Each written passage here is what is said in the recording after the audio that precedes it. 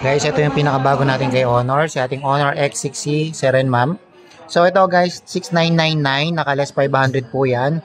So 6499 na lang po, no? So ito guys, naka 6 plus 6 sa total of 12 GB of RAM.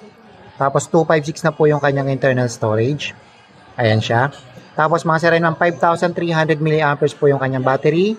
Naka-fast charging pa yan mga Seren Ma'am with the 35 watts Honor Supercharge. Tapos 50 megapixel po yung kanyang rear cam mga Seren Ma'am. Ganun siya kalinaw. Tapos mga Seren Ma'am, meron tong tinatawag na AI mobile assistant. Pindutin nyo lang tong button na to dito sa gilid. Ayan. Pag pinindot nyo po itong button nya dito sa gilid, lalabas po dito yung ito. Pindutin natin guys. Ay, ano ba to? Yan, lalabas to guys. Ayan, ito. Mapupunta kayo dito sa AI mobile assistance. So, ganun siya guys. Ganun siya kaganda. Murang-mura to guys.